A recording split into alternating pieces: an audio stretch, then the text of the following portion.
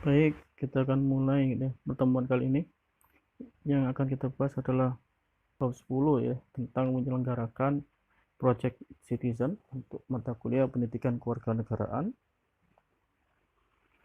Nah, di sini sebenarnya sudah ada strategi instruksional gitu, ada instruksinya seperti apa yang harus Anda lakukan. Dasarnya di pendidikan kewarganegaraan atau project citizennya ada strategi inquiry learning, discovery learning, problem solving learning, research oriented learning gitu ya, atau belajar melalui penelitian. Dan itu ada penyingkapan, pemecahan masalah yang dikemas dalam project ala John Dewey gitu ya. Nah, ini digunakan karena cocok gitu ya dalam pembelajaran PKN dalam rangka menumbuhkan karakter warga negara Indonesia yang cerdas dan baik gitu ya, atau istilahnya smart and good citizen. Nah, ini bisa dilakukan selama 1 semester dan dikerjakan lebih banyak di luar kelas gitu ya. Nah, tapi karena saat ini sedang pandemi masa COVID gitu ya, jadi Anda juga harus memperhatikan protokol kesehatan, jaga jarak gitu ya, pakai masker gitu ya, walaupun di luar kelas. Misalkan kalau kalian Anda mencari data keluar, ini juga harus tetap diperhatikan. Dan ya, nanti tiap minggu akan tetap ada pemantauan gitu ya. Nah, ini contoh penggunaan waktunya. Data langkah 1 sampai 6 bisa mulai dari identifikasi masalah, memilih masalah, mengumpulkan data informasi, mengembangkan portofolio kelas, menyajikan portofolio, dan merefleksikan pengalaman belajar. Nah, dan di sini untuk penggunaan waktu ya, ini hanya contoh, jadi bisa lebih cepat ya, karena waktu kita juga cuman 7 minggu ya setelah UTS. Dan langkah 1, identifikasi masalah. Nah, ini di sini kita harus paham bahwa belajar tidak hanya berdasarkan kegiatan menghafal konsep maupun data dan fakta, melainkan mengasah kemampuan untuk memecahkan masalah atau problem solving gitu ya. Oleh karena itu, belajar ini bukan hanya membaca gitu ya, atau berupa songgok fakta, konsep maupun teori, melainkan berbagai masalah sosial yang ada di masyarakat. Nah, untuk latihan, penulis akan mengambil contoh dari masalah-masalah yang berkaitan dengan berbagai mata pelajaran, yakni berbagai masalah yang terjadi di masyarakat yang memperlihatkan cara hidup yang tidak berkarakter. Contoh masalah perilaku yang buruk dalam berlalu lintas, membuang sampah sembarangan, tidak mencintai lingkungan, dan perilaku tidak sopan, tidak suka bekerja keras, perilaku tidak konsisten, menyalahgunakan wewenang, dan sebagainya. Selanjutnya nanti Anda diminta untuk memilih masalah yang perlu dipecahkan gitu ya. Karena jika tidak sama halnya dengan membiarkan sesuatu yang merusak karakter pribadi maupun bangsa. Tentu saja masalah yang dipilih harus relevan dengan topik mata pelajaran yang sedang dipelajari. Nah, sepertinya minggu lalu sudah disepakati juga ya apa topik yang akan dibahas, itu juga sudah diidentifikasi dengan kelompok gitu ya, dengan menuliskan di forum kemarin ya, ada forum yang sudah saya buat. Nah, kemudian setelah membaca daftar contoh masalah tadi, Anda bisa menceritakan kepada teman-teman ya, di kelas apa yang sudah diketahui berkaitan dengan masalah tersebut atau apa yang sudah didengar dari pembicaraan orang-orang tentang masalah-masalah itu. Kemudian ini bisa mewawancarai orang tua, tetangga ini untuk mencatat apa yang mereka ketahui tentang masalah-masalah tersebut dan bagaimana sikap mereka dalam menghadapi masalah-masalah tersebut. Nah, tujuan tahap ini adalah untuk berbagi informasi yang sudah diketahui para mahasiswa, kemudian teman-teman, kemudian oleh orang lain berkaitan dengan permasalahan tersebut. Dengan demikian, kelas akan memperoleh informasi yang cukup yang dapat digunakan untuk memilih satu masalah yang tepat dari beberapa permasalahan yang ada sebagai bahan kajian kelas. Kemudian ada diskusi kelas, jadi berbagi informasi tentang masalah yang ditemukan dalam masyarakat ini. Untuk melakukan kegiatan ini seluruh anggota kelas ini hendaknya membaca dan mendiskusikan masalah yang ada dalam masyarakat yang dapat dilihat dalam daftar contoh masalah. Dan buat kelompok terdiri dari 2-3 orang, dan masing-masing kelompok akan diskusi satu sama lain ya, masalah apa gitu ya yang ada, yang muncul, kemudian harus berbeda satu dengan yang lainnya. Kemudian masing-masing kelompok nanti diharuskan menjawab pertanyaan yang disediakan dalam format identifikasi dan analisis masalah. Nah, kemarin juga sudah dibagi kelompoknya ya. Kemudian nanti bisa diskusikan jawaban dari masing-masing kelompok dengan seluruh anggota kelas. Nah, kemudian disimpan hasil jawaban untuk dapat digunakan dalam pengembangan portofolio kelas gitu ya. Ini contoh masalah yang muncul yang merupakan realitas kehidupan di masyarakat gitu ya. Tapi kemarin udah dibahas ya, sudah dibatasi ya masalah apa yang harusnya Anda pilih, dan judulnya juga sudah dipilih ya. Ini ada beberapa contoh, misalkan nomor 1 ada lingkup masalahnya tindakan yang tidak bisa ke sana, dan sikap dan perilaku tidak berkarakter. Ini contohnya gitu ya, bisa dipahami karena membuat keputusan yang buruk, misalnya pijakan atasan yang merugikan bawahan, membuat keputusan yang tidak rasional sehingga membuat orang-orang sulit memahaminya, kemudian mengetahui makna kebajikan namun dalam praktik tidak melakukannya, dan tidak mampu menentukan skala prioritas, dan tidak melakukan sesuatu yang penting dalam hidupnya, atau hanya bersenang-senang memenuhi hasrat hewaninya semata-mata. Kedua, ada contoh tindakan yang tidak adil, dalamnya seperti tidak mengikuti aturan main atau tidak fair gitu ya, dan tidak menghargai orang lain, misalnya tatkala narasumber menyampaikan makalah, para audien ini malah ngobrol, menelpon atau menerima telepon hingga mengganggu gitu ya, mengganggu narasumbernya. Ini yang sangat ya tidak baik gitu ya. Dan tidak menghargai dirinya sendiri, misalnya seseorang yang terpelajar malah tidak suka membaca buku. Wah, ini harusnya untuk mengembangkan diri Anda belajar ya, banyak membaca. Dan tidak bertanggung jawab, misalnya melalaikan tugas pokoknya dan melempar tanggung jawab pada pihak lain. Nah, ini juga nggak baik ya. Tidak jujur, seperti berkata bohong, memanipulasi fakta atau data, dan menyontek waktu ujian. Akhir, tidak memiliki sopan santun, misalnya berkata kasar, berpenampilan seronok atau tidak sopan gitu ya, dan juga melakukan penuh aksi. Dan 3, ada tidak ulet dan mudah menyerah.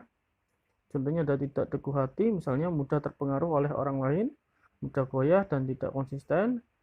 Nah, ini kalau udah dewasa sudah harus punya prinsip gitu ya. Nah, kemudian contohnya ada kaku atau tidak fleksibel. Kemudian tidak sabaran, seperti mudah mengeluh, cepat marah, dan berperilaku sembrono. Nah, tidak berpikir panjang gitu ya. Kemudian mudah menyerah, misalnya baru sekali gagal sudah mengalami frustasi. Dan kurang memiliki daya tahan, misalnya cepat lelah, mengantuk, menguap, tidak gesit, dan tidak cekatan. Dan kepercayaan diri yang rendah, seperti ragu, tidak mandiri, dan tidak inovatif. 4, ada tidak mampu mengendalikan diri, contohnya tidak disiplin, misalnya bangun kesiangan, terlambat masuk kelas, terlambat menyerahkan tugas pekerjaan rumah, dan tidak mampu mengendalikan emosi dan gerak hati, misalnya sedih berkepanjangan, menangis histeris, dan meronta-ronta ibarat kemasukan makhluk halus atau kesurupan gitu ya. Nah, ini harus bisa menahan emosi juga gitu ya. Dan tidak mampu menunda kesenangan, misalnya asik menonton televisi pada saat pekan ulangan atau waktu ujian UTS gitu ya, atau UAS gitu. Dan bermain sehari penuh pada saat orang tua tergolek sakit, atau ya ini harus paham kondisinya mana yang perlu didahulukan gitu ya. Apalagi sekarang juga banyak game-game baru gitu ya, atau e-sport gitu ya. kemudian tidak mampu melawan godaan, misalnya mencoba-coba merokok, minum minuman keras, menyontek, dan bolos sekolah, dan bersikap dan berperilaku berlebihan, misalnya dalam berpakaian, berbicara, dan berbelanja. Nah, ini juga ada batasan-batasannya gitu ya. Kelima, tidak memiliki rasa cinta.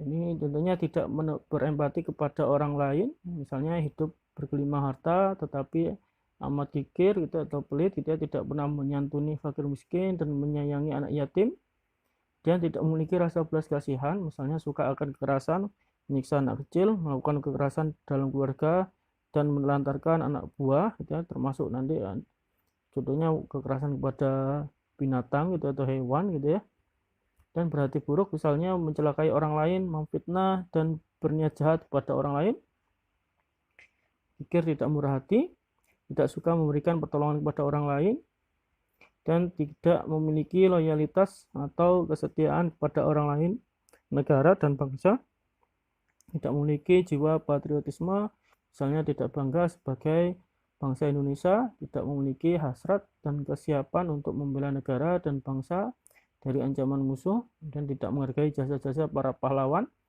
dan tidak serius dalam mengikuti upacara bendera. Terakhir ada pendendam atau tidak memiliki jiwa pemaaf. Dan 6 ada bersikap negatif terhadap sesuatu, contohnya tidak memiliki harapan, hidup selalu mengeluh, protes, pesimis, selalu mencurigai orang lain atau negatif thinking gitu ya kepada orang, dan tidak antusias dalam bekerja seadanya, atau dalam bahasa Inggris disebut slow but sure gitu ya, lambat asal selamat gitu ya, atau misalkan bekerja tidak sampai selesai gitu ya, dan tidak fleksibel dalam sikap maupun tindakan, seperti misalnya tampak kaku dalam bersikap maupun bertindak, otoriter, dan biasanya suka main hakim sendiri dan ingin menang sendiri, dan tidak memiliki rasa humor, tambah amat serius, tidak bisa bercanda, dan bersikap amat formal atau tidak susah diajak berteman gitu, atau tidak friendly gitu ya, tidak ramah gitu ya. Kemudian tidak suka bekerja keras, contohnya tidak memiliki inisiatif, selalu menunggu perintah, tidak ada gairah untuk melakukan inovasi, dan biasanya tergantung sepenuhnya pada orang lain. Nah, ini dia malah selamban, tidak gesit, dan cekatan dalam cepat menyerah jika tertimpa kesulitan hidup, dan tidak pandai menetapkan tujuan hidup, biasanya hidup terombang-ambing, tidak jelas arah melangkah, dan amat mudah dipengaruhi orang lain, dan tidak berdaya, sedikit akal, sedikit upaya, berjalan gontai, tidak bergegas dalam mengerjakan sesuatu pekerjaan.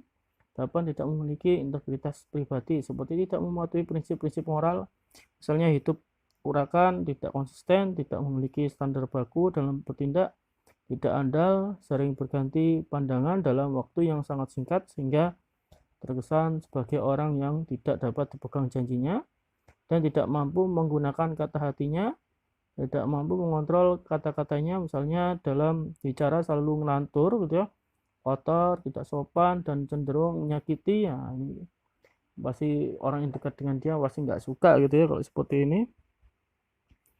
Tidak beretika, menghalalkan segala cara, rakus dan serakah, dan tidak jujur, penuh tipu daya, tidak dapat dipercaya. 9 ini tidak pandai berterima kasih, contohnya tidak pandai berterima kasih, misalnya tipikal orang yang sangat sulit mengucapkan terima kasih atas jasa orang lain, sekalipun mencobakannya ini tidak dibarengi oleh raut wajah yang sungguh-sungguh. Nah, ini sepertinya ucapan itu hanya basa-basi belaka, dan sebaliknya orang-orang yang demikian itu sangat sulit menyebutkan kata maaf atas segala hal yang membuat orang lain terganggu oleh perbuatannya. Ini nggak tahu diri istilahnya itu ya, dan sulit mengapresiasi keberhasilan atau prestasi orang lain, misalnya hanya menyebutkan lumayan atau cukup atau kata-kata lainnya, dan amat sulit menyebut bagus gitu ya untuk orang lain gitu ya, atau good, padahal dalam bahasa Inggris disebut bagus saja atau good itu belum seberapa gitu ya, karena di atasnya ada very good, excellent. Bahkan di Australia orang memberi pujian tertinggi dengan menyebut well done gitu ya, dan bentuk pujian dengan beri tepuk tangan pun sangat kikir gitu ya, berbeda misalnya orang di negara maju dalam memberikan apresiasi itu dengan tepuk tangan yang sangat panjang gitu, atau big hand gitu ya. dan terlampau banyak mengeluh, mengadu, dan menuntut hak gitu ya, bila perlu secara paksa dan kekerasan. Nah, ini juga. Tapi segan menerima kewajiban bagi kepentingan umum atau strong sense of entitlement. Dan ada tinggi hati, cintanya sombong dan angkuh, tidak terlampau mempedulikan keberadaan orang lain, dan sulit mengakui kesalahan atau alih-alih gitu ya, minta maaf atas segala kesalahannya itu, dan tidak memiliki hasrat atau keinginan untuk menjadi pribadi yang lebih baik, memanfaatkan kepentingan pribadi, tidak diimbangi dengan komitmen pada komunitas. Nah, ini saya kira Anda juga sudah tahu sifat-sifat buku buruk ini gitu ya. Jadi bisa dipahami bahwa sifat-sifat buruk ini memberikan dampak negatif tidak hanya untuk orang lain gitu ya, juga merugikan bagi diri kita sendiri gitu ya. Kemudian ini ada contoh gitu ya, untuk pekerjaan rumah yang bisa dikerjakan gitu ya, sebagai dalam project citizen.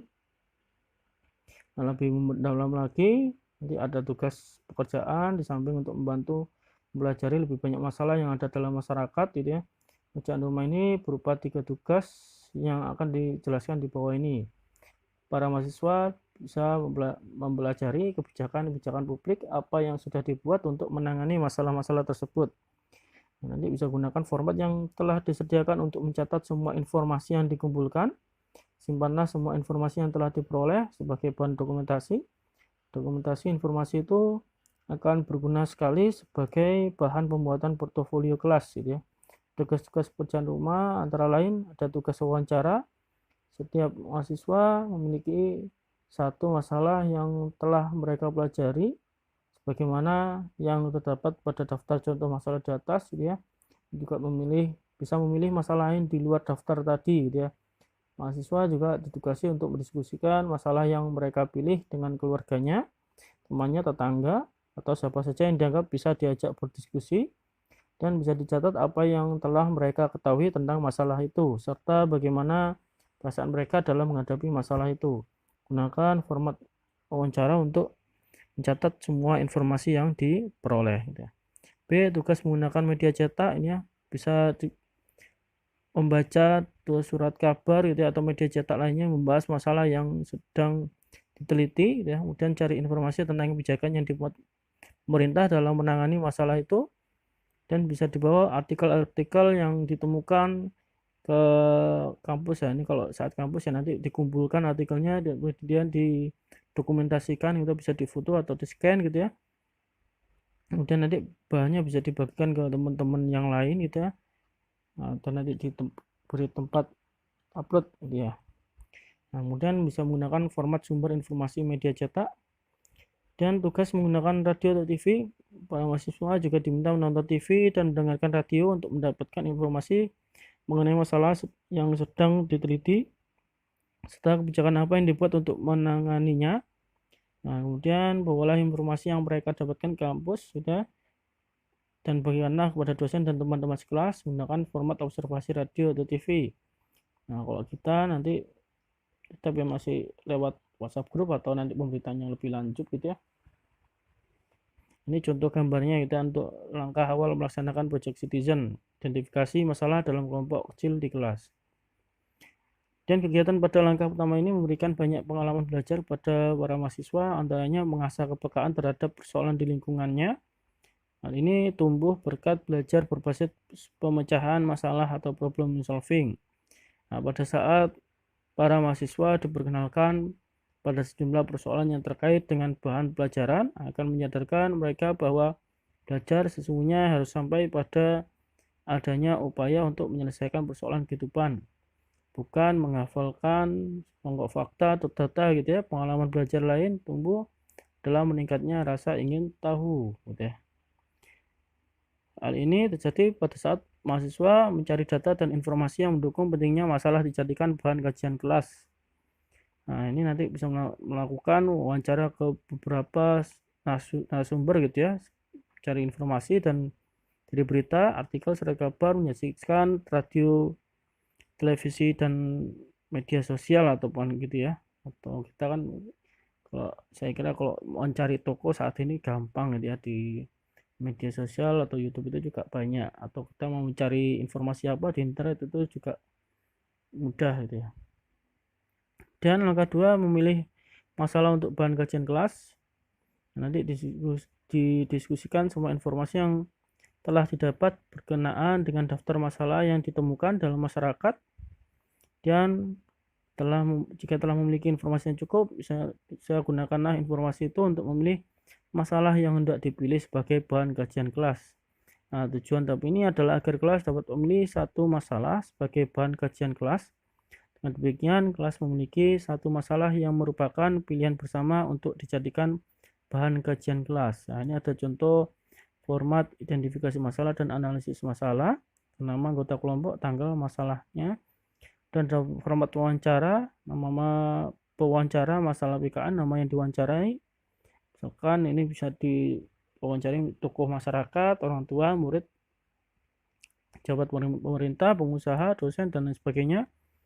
Dan cara mengetahui apakah kelas sudah memiliki cukup informasi untuk memilih masalah atau belum, bisa menggunakan langkah berikut untuk membantu mahasiswa memilih satu masalah khusus sebagai bahan kajian kelas. Bila kelas sudah menganggap bahwa informasi yang dikumpulkan sudah cukup untuk digunakan dalam mengambil keputusan, maka pemilihan masalah yang akan menjadi bahan kajian kelas dapat dilakukan, dan keputusan dapat diambil melalui musyawarah kelas. Jika cara musyawarah belum berhasil mencapai kata sepakat, keputusan dapat diambil dengan suara terbanyak atau voting. Dan wakil setiap kelompok kecil yang sudah ditugasi untuk mempertimbangkan dan membahas satu masalah diminta untuk menjelaskan pentingnya masalah. Nah, kegiatan ini dijadikan ajang untuk mempromosikan agar masalah dipilih oleh kelas. Dan nanti dosen memimpin musyawarah agar kelas dapat memilih satu masalah sebagai bahan kajian kelas. Namun jika proses musyawarah tidak kunjung berhasil keputusannya, nah misalkan karena masing-masing kelompok bersikukuh untuk mengangkat masalah pilihan masing-masing, nanti bisa diambil melalui voting untuk keputusan yang akan dipilih gitu ya dengan suara terbanyak.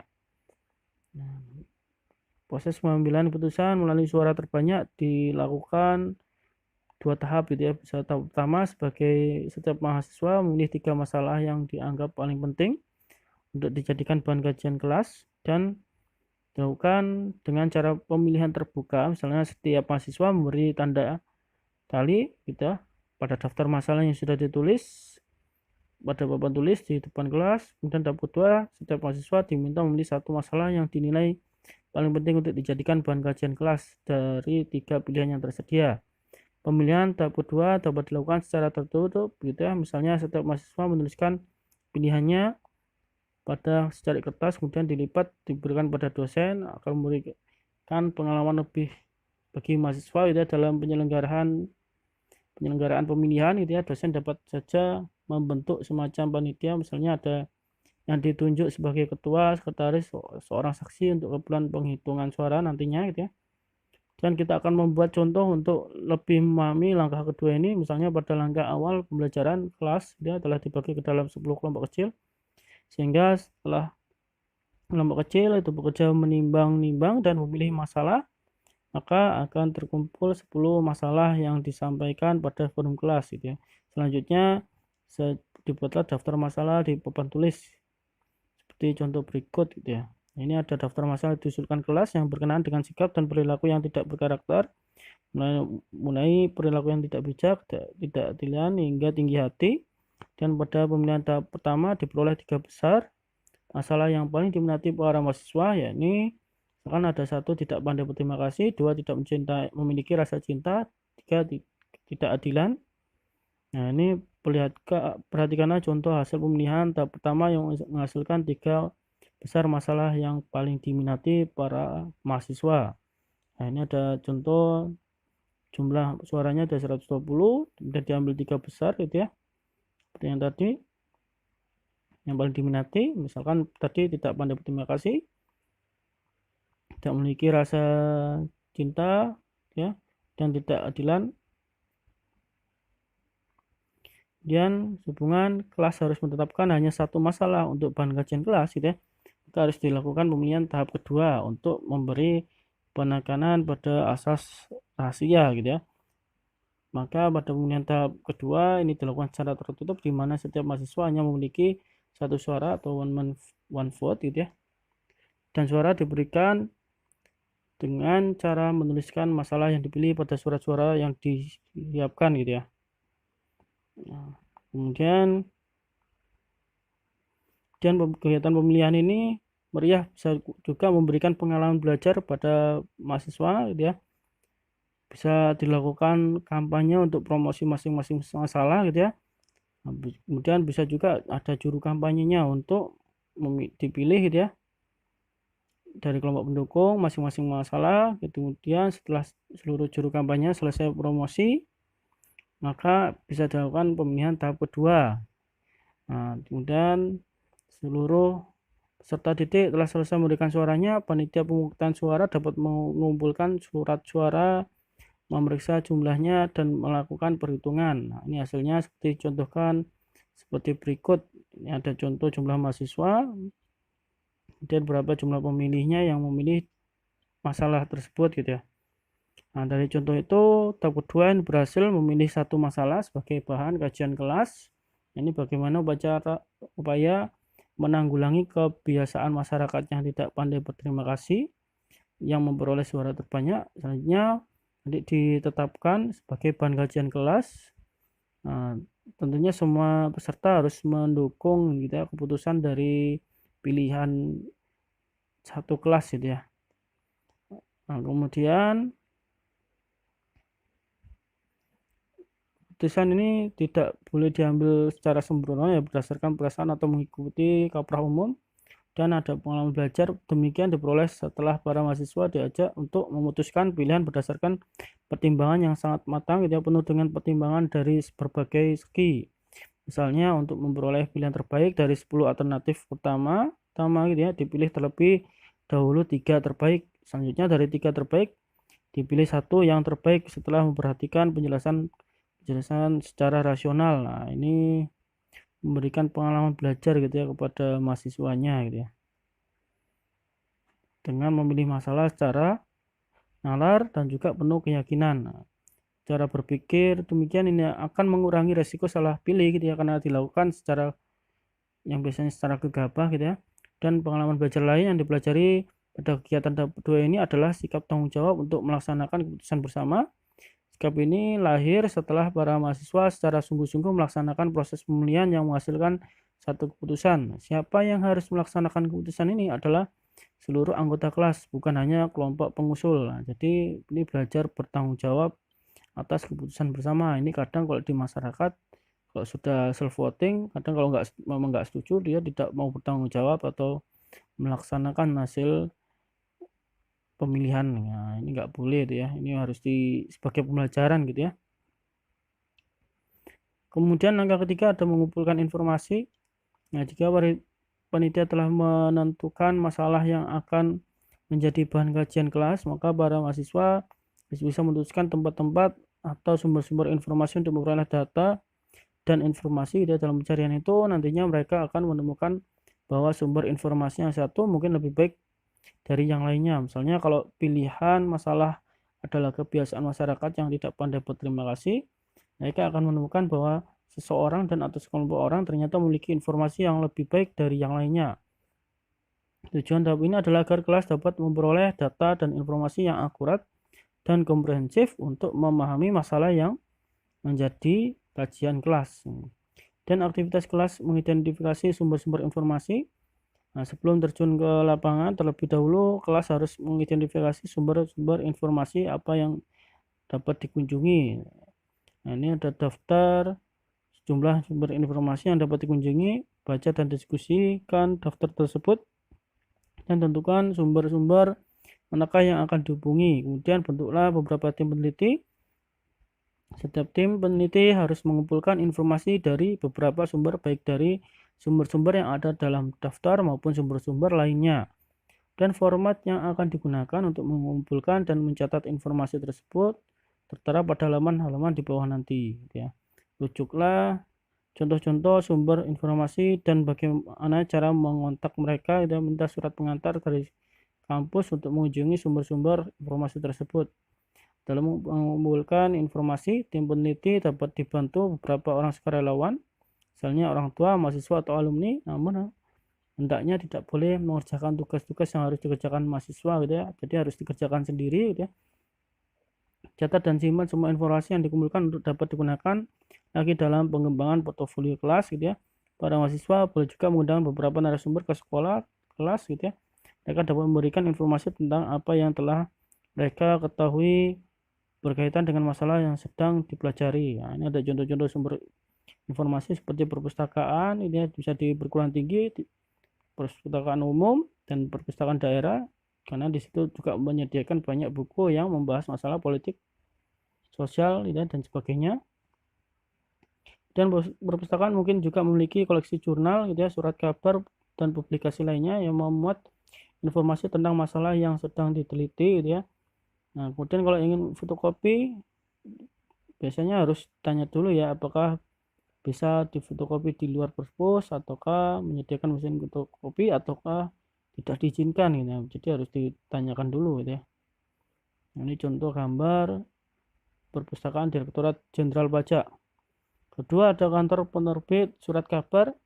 Ini bisa menghubungi kantor-kantor surat kabar. Sana para wartawan surat kabar bertugas mengumpulkan informasi tentang masalah-masalah yang muncul dalam masyarakat gitu ya, termasuk masalah yang sedang dikaji oleh kelas, serta mencari informasi tentang sikap pemerintah dalam menangani masalah tersebut. Dan ada kantor-kantor surat kabar dan para wartawan mungkin dapat memberikan clipping tentang masalah yang sedang dipelajari. Kemudian tanya mereka apakah mereka menyediakan foto yang dapat dibeli dengan harga yang relatif murah.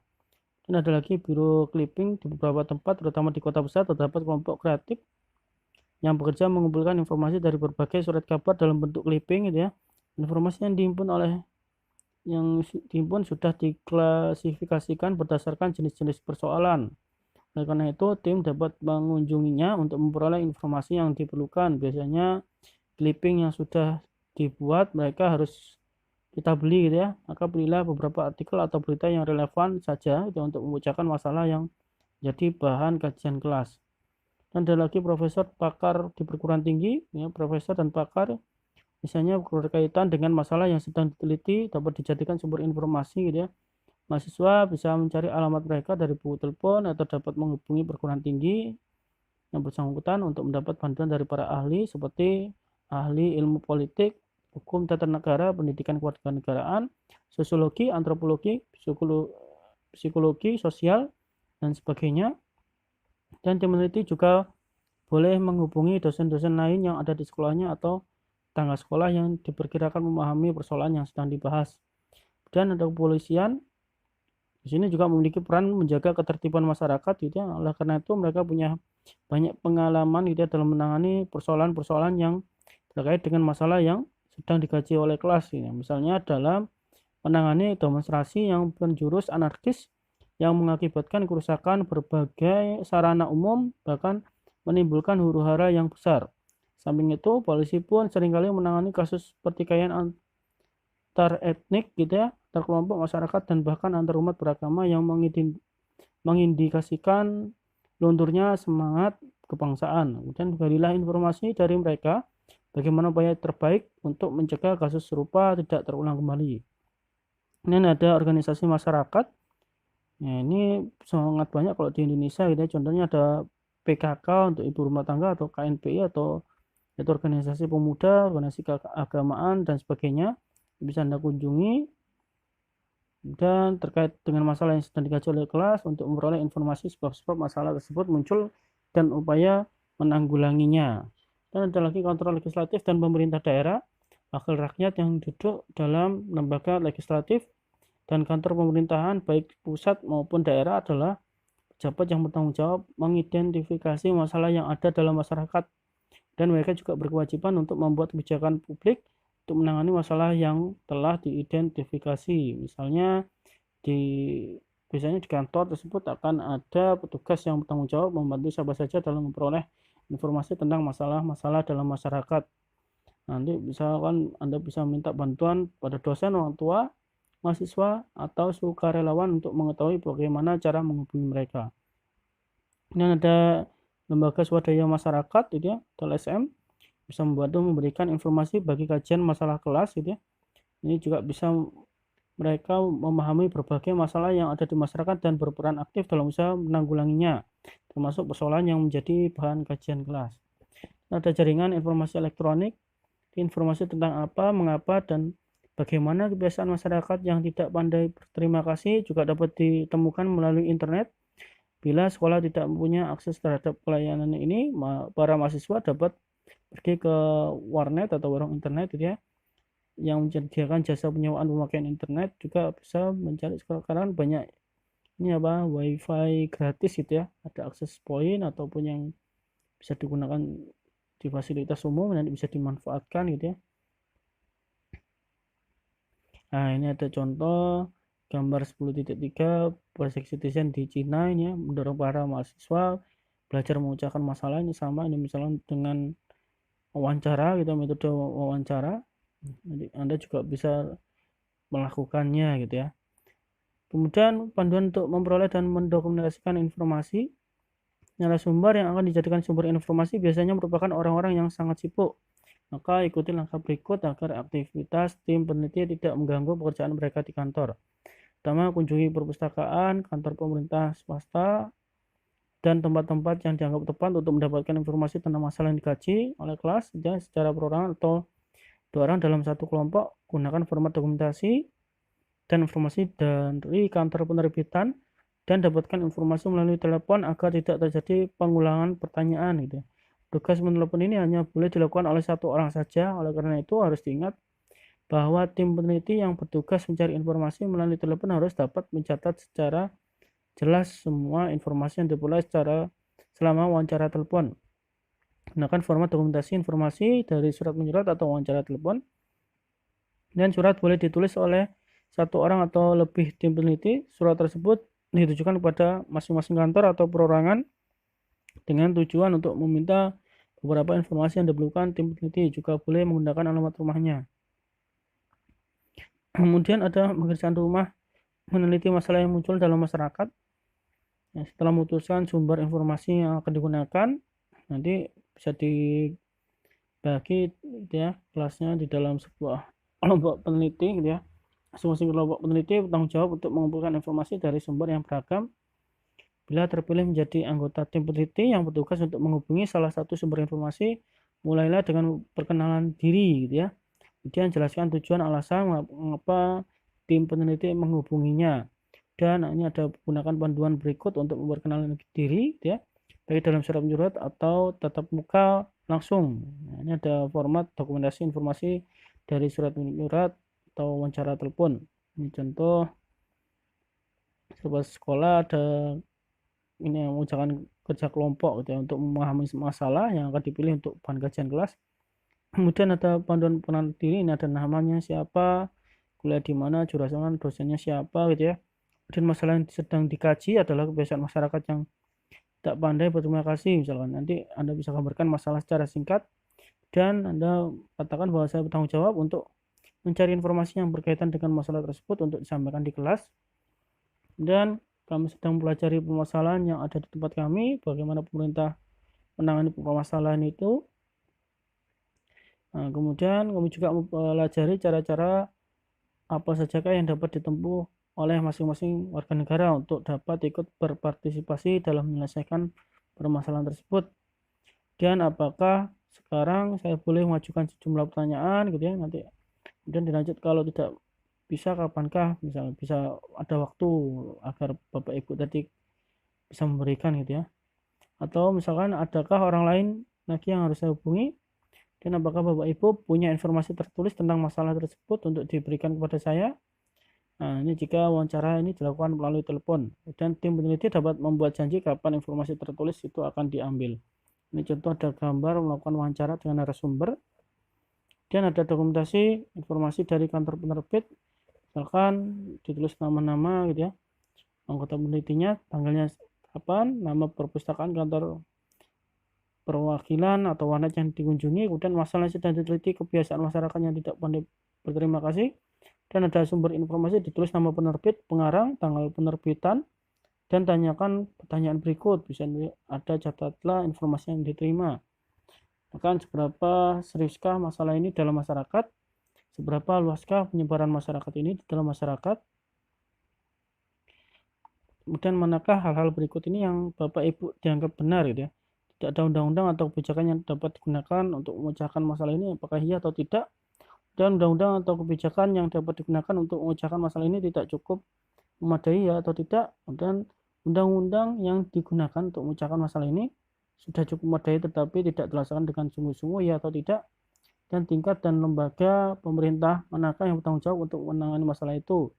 Apa yang mereka lakukan untuk menangani masalah itu, dan apakah dalam masyarakat ditemukan adanya perbedaan pendapat berkenaan dengan dibuatnya kebijakan tersebut. Nah, nanti bisa sebutkan beberapa silang pendapat tersebut.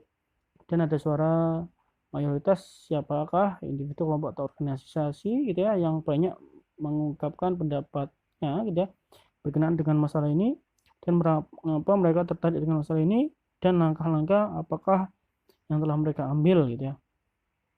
Bahwa keuntungan dan kerugian dari pengambilan langkah-langkah tersebut di atas. Kemudian bagaimana cara saya dan teman-teman sekelas saya dapat memperoleh informasi mengenai langkah-langkah yang telah mereka ambil.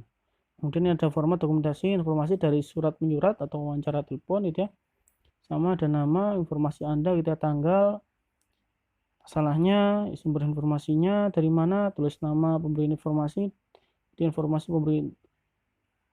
pemberi informasi ini siapa, ada nama, gelar, kelompok, organisasi, telepon gitu ya.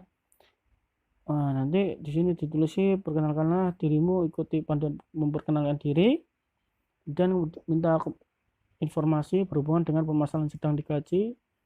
Contohnya seberapa seriuskah masalah ini, berapa luaskah penyebaran masalah, apa harus ditangani, haruskah warga masyarakat gitu ya juga ikut tanggung jawab, ya manakah hal-hal berikut ini yang Bapak Ibu anggap benar gitu ya. Ini sama seperti yang tadi gitu ya.